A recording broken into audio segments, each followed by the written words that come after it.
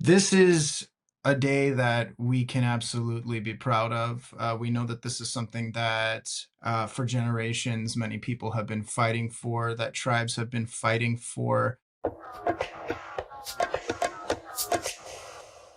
The Winnebago tribe of Nebraska is moving closer to bringing Samuel Gilbert and Edward Hensley home. The tribe sued the U.S. Army in 2024, demanding the return of the two boys who died at the Carlisle Indian Industrial School in Pennsylvania more than a century ago. The Fourth Circuit Court of Appeals this month found that the tribe is entitled to retrieve the boys' remains and honor them according to its customs and practices. Winnebago Chairman Coley Brown hailed the development. It's a good day. It's a good day for the Indian country in this battle, part of the battles that we have. In its split decision, the appeals court ruled that the Federal Native American Graves Protection and Repatriation Act, or NAGPRA, applies in the case. It'll be a good day once everybody gets all their people home, back to their homelands, and rested, and back into Mother Earth. The two boys were taken from their Nebraska homes and shipped in 1895 to the notorious Carlisle School, the flagship institution of the U.S. government's failed boarding school experiment, which sought to strip Native children of their lifeways and assimilate them into the dominant society. The boys died at the school. In 2023, the U.S. Office of Army Cemeteries denied the tribe's request for the remains to be returned under NAGPRA. The Army took over the school after it was closed in 1918 and asserted that the Army's protocols, not NAGPRA, applied to the request. Tribes, including Winnebago, have disagreed. Nearly 200 children remain buried at Carlisle, dating back to its boarding school days. Writing for the majority, federal appellate court judge Pamela Ann Harris wrote, "All signs indicate that the tribe's repatriation request is precisely the kind of remedy of historic wrongs that NAGPRA was designed to facilitate." Advocates agree. Here's Sam Torres from the Native American Boarding School Healing Coalition. This is a day that we can absolutely be proud of. We know that this is something that, for generations, many people have been fighting for, that tribes have been fighting for, upholding NAGPRA as again, a baseline for how ancestors, how citizens of sovereign nations are treated by the federal government. This is an important moment where the Winnebago tribe in particular are showing other nations that this is precisely why NAGPRA was codified into law.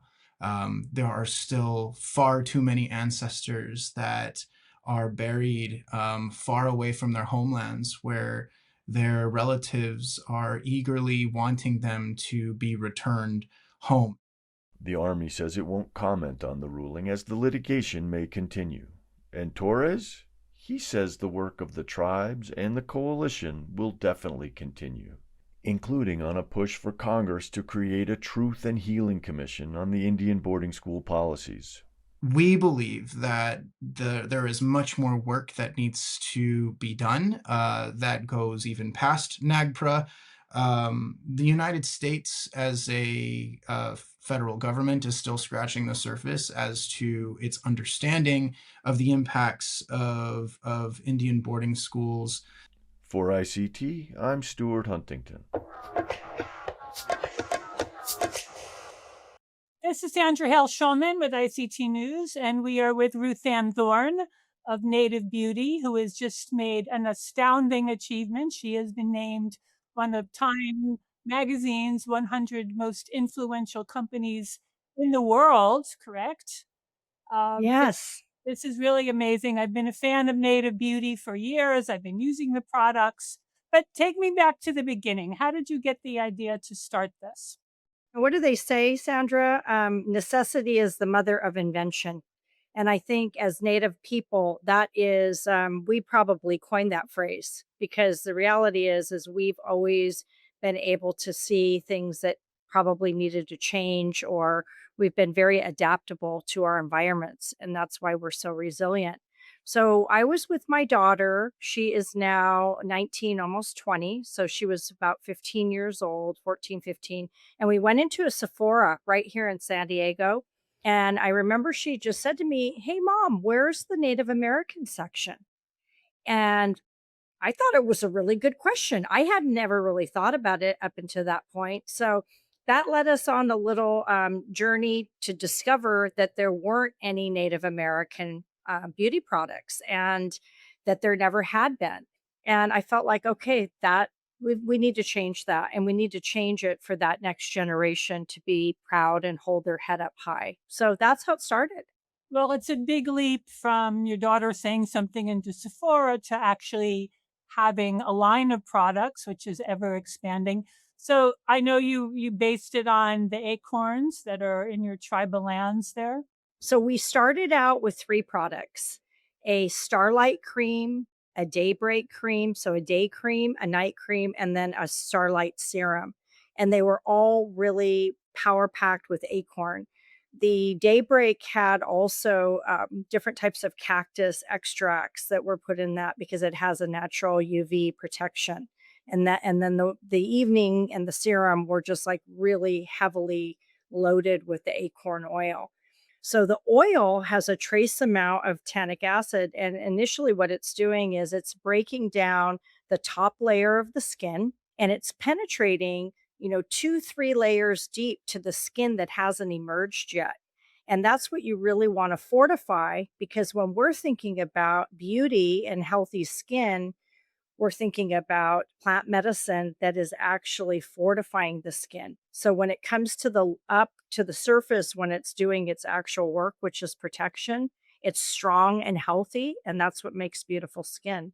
Really, what I wanted to do was when I started Native Beauty was bring it to our people first.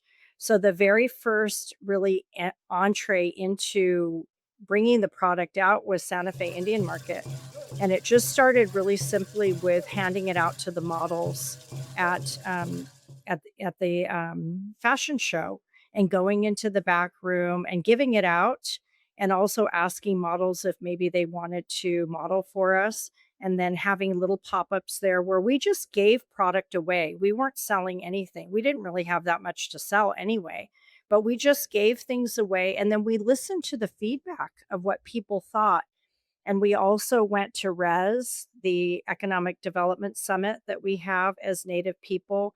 And I guess I was really wanting to make sure that we were bringing it to market in a good way, that our own people would feel like they were given the preferential treatment before anybody else was really exposed to it on a mainstream.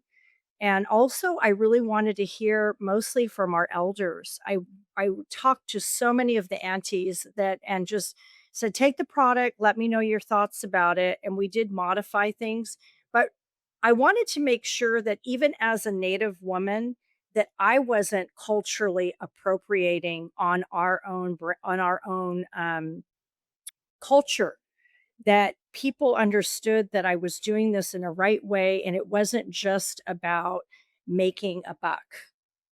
So I feel like that was a really good way of doing it. And then in the marketing itself, bringing in native models and flying them in from reservations. Some of our models have never been off the res. And also, some of them had never seen their face um, within a brand. These are not professional models. And then their parents could feel safe because they knew they were with me and they were safe and that nothing bad was going to happen. So, all of those layers, I feel, building the brand really allowed us to do something good. And also, that was the word of mouth that started getting out there and opportunities started happening for us. So how did you hear about this Time award? Did they call you or send a letter or an email? So we did get, I think it was a month before, they said, "Congratulations, you've been chosen into the 100." And we were, whoever was with me was like, "Yay, we're so excited." And then, so we were super, you can't say anything, you can't release it. And then 3 days before the actual award, I got an email from the CEO of Time saying that, congratulations, we've chosen you in the category of the top 10 fashion and beauty brands. And I almost fell off my chair. I was like, are you kidding me? That's unbelievable. But that wasn't even, it didn't really hit home until I saw the article and I saw who we were placed next to. Yeah, And big I, brands, big international brands. huge brands like Skims and Ralph Lauren. And I thought, that's just amazing. And what a great honor to be included, but also what a great win for Indian country. Well, thank you so much, Ruth Ann and Native Beauty. Time 100 most influential in the world. Amazing. Thank you, Sandra. Hello, friends, relatives, and fellow sports fanatics. Welcome back to another sports conversation with Brent Cowie from Indian Sports. I am Colby Kicking-Ullman, managing editor at ICT. Good to see you again, Brent. Always good to see you, Colby. Yeah, so at the end of April, April 23rd through the 26th or somewhere around there, the NFL had their draft. No native players went, but there was some news afterwards with Shiyazh Pete, a Navajo football player who played at Mexico State and then finished off his college career at Kentucky, signed with the Dallas Cowboys as an undrafted free agent. What did you make of that news? I was, sad that he didn't go in the draft, but, more importantly, I was glad that he was picked up in the free agency. That's been such the biggest news, hot topic, on the Indian sports side of news for a while now. And, I thought UDF was probably the best way to go in some circumstances. A lot of these players who are drafted are locked into those teams. So if the teams are not going to keep them, they're still locked in. The other teams have to, go through the other teams. But when you're a free agent, you can just knock on any door and say, hey, can I come and try out? And I think this was the best opportunity for Shiyazh to go out there and prove himself. He's still got a long ways to go. There's no guarantees being an undrafted free agent. He signed through the camp. He went to the rookie mini camps a couple weeks ago. Now he'll be doing the off-season OTAs coming up in June and July. And then, they'll bring in more offensive linemen. They'll bring in more players. And then, in hopes of, after the first 2 or 3 season games, get himself on that 53-man roster, or if not on the roster, at least maybe on the practice team as well. Players who are on the practice team still get paid. So, this is a good opportunity for him to prove himself, like he in his interview that we've all watched. He's had to prove himself as a Balkan at New Mexico. And so this is something that's not new to him. And I know he's really going to excel, if not with Dallas, but somewhere in the NFL. It's a great honor. To put on the star is again, surreal. But I have to earn that star. I wouldn't say I'm an official Cowboy yet. I've yet to meet the veterans here and understand the culture here. But apart from being here within the 48 hours, it's a great honor. I'm realizing I'm one of the first individuals within that community to do so. It's a little bit surreal. I understand I'm a public figure now, and I must act accordingly, and that carries some responsibility. I'm also a professional athlete, and I must, continue to grow in that regard. And I think one of the things about the NFL is, compared to other leagues, is that they're more willing to take on these kind of diamonds in the rough, if you will. He's a specimen. He's 6'8", 300 and something pounds, and that's just crazy. But, they're able to mold these players that, might not get drafted. And I think the most famous undrafted free agent of all time might be Kurt Warner, who won a Super Bowl with the Rams in the early 2000s. But like you said, certainly there's a path forward. And I think also with the NFL is, it's just a very large community. So, you put stuff on tape, and other teams call Dallas and, ask him how he did during these training camps and whatnot. So it definitely kind of builds that opportunity for give him a chance to make a roster. Yeah, definitely, you take last season's big undrafted free agent for Native American, Xavier Guillory from the Nez Perce tribe, who signed as an undrafted free agent with the Baltimore Ravens. And, he had an outstanding career there at Arizona State into his senior year, made a name for himself, and got drafted by the Ravens. And of course, unfortunately, he got injured in camp. But his he was signed again this year with the Ravens to come back and try to make the team, the full roster again. So we have two Native athletes in these undrafted free agency status who have a really good chance to come out and, do well for themselves and make Indian country proud. I mean, these are guys that we've been rooting for on Indian sports for the past, through their collegiate years, and we certainly want to continue to root for them in their professional careers as well. Moving on to, let's talk college softball. I know that the season's kind of winding down. It'll be the College Softball World Series here pretty soon. You watching anybody in the college softball ranks? Oh yeah, for sure. Miley Wacheno, who's in the starting rotation pitchers for the number one overall, not overall seed, but number one ranked University of Oklahoma, who won the regular season SEC softball championship this past season. And, she's been doing phenomenal. She was a transfer from Ole Miss last season and who made the College World Series. And she certainly pushed herself in to make the starting rotation for the, University of Oklahoma's softball team. So been watching her all season. She's had some great games. She's had some great shutout. I think she had a shutout this season as well. So she's definitely someone to watch for sure. Yeah, and I think that's one of the kind of crazy parts about softball. Once you get in the rotation, it's the way they pitch isn't so straining on your arm, and so she's pitching, it seems like, every couple of days, if not back to back, and that's awesome to see her having a good season. Another name, Kenley Grisham from, as you mentioned, Ole Miss. Miley's old team is playing pretty well this year, batting almost 300. I saw they're not in the top 25, but they got some votes, so they're also knocking on the door.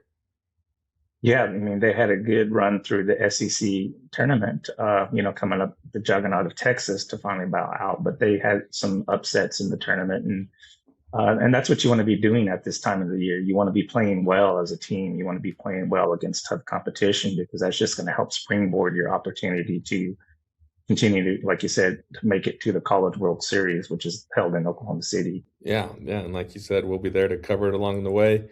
Thanks again for joining me, Brent. Always enjoy talking to you, and we'll do it again soon. All right, we'll see you next time.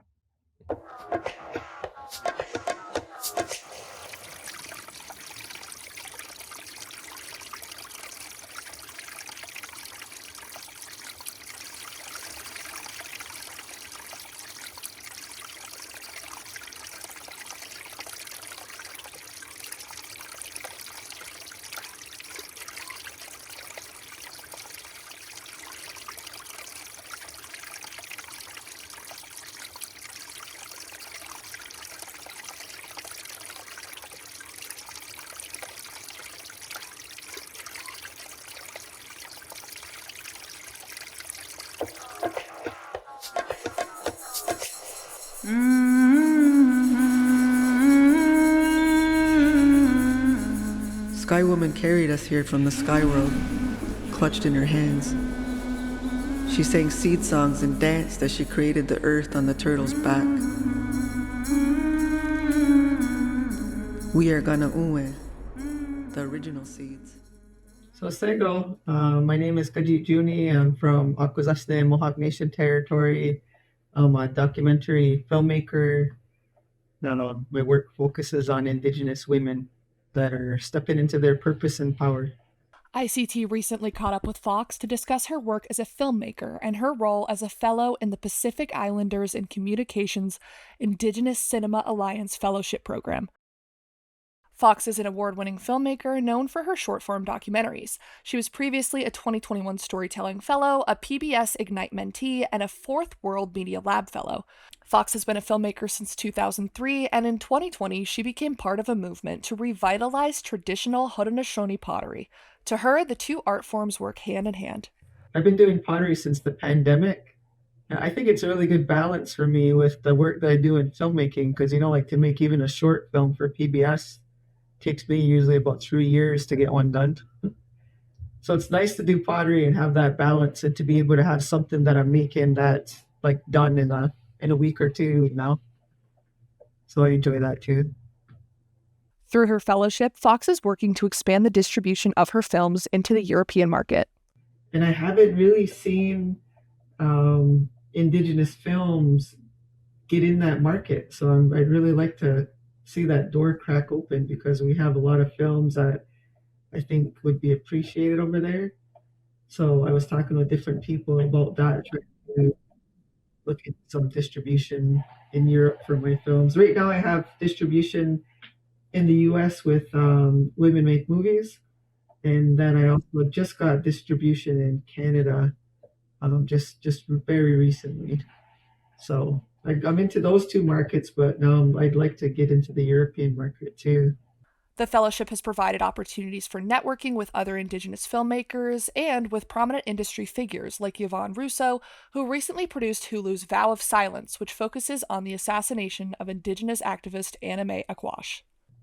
We had Yvonne Russo as a mentor and helped us to whip our pitch decks in shape and, really gave us really, insightful guidance on how to pitch. And I was able to pitch to over a dozen different industry people for funding while I was at Camden. And, we really need those kind of opportunities to be able to get our voices heard, Fox also caught us up on her upcoming feature-length documentary. Oh, so the film right now is titled Living Matters. And the film is about wampum. So kind of telling the history of wampum and also like how we're currently still using wampum. So for us, for the Haudenosaunee, it was something that we use to record our history and important events and our treaties. And the storyline is following 3 Oneida women who are working to either get a belt rematriated that's been sitting at the Chicago Field Museum for 100 years, or to remake that belt. So that's the storyline, but like kind of follow, doing the history and contemporary things that are happening with wampum through that story. My name is Gasana. Go ahead. Well, there's a lot of opportunities, I guess, out there if we work together. I think that's one thing that's kind of challenging about being a filmmaker from a small community is that there's not so many other filmmakers to be working with and to learn from and to grow with. So I've been really fortunate to be invited to so many of these things like an Indigenous Cinema Alliance, like Fourth World Media Lab, and the Reciprocity Project, and all of these things where you're able to be around other Indigenous creatives, and I think that's really important. Yeah, so I hope some young people come up too, and get involved because we need more of us. No matter how far to the corners of the earth that you go, I always want you to know that when you come home, we'll always be here. For ICT, I'm Amelia Schaefer.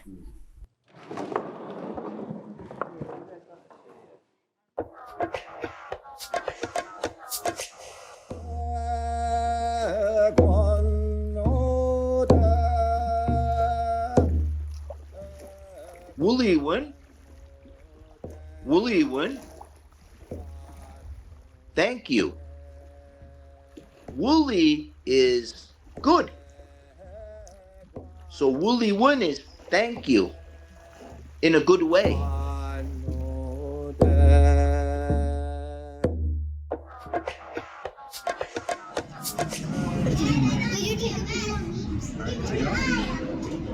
That's a good one.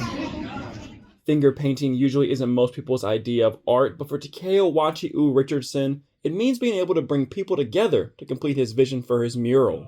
I kind of drew him. I painted him out with a Commissioned by the city of Lawrence in Kansas, Takeo Wachiu was selected out of 12 local artists to create the piece. His idea?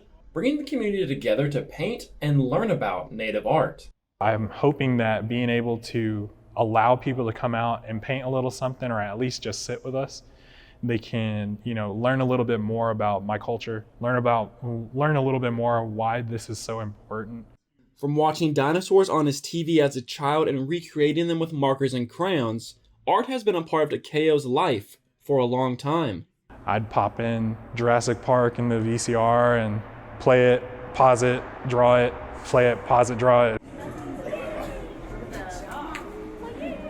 Richardson hopes, as with all of his pieces, that his mural lets young natives know that there is a place for them here in Lawrence. Yep. All right, cool. I feel like they see it and it gives them that good medicine, that good feeling that, I'm welcome here, that I can be represented in a good way, that I can be received in a good way. Good job. That's a good one. With Haskell Indian Nations University just around the corner, Indigenous culture is all around. Takayo says you just have to look. We're all around you.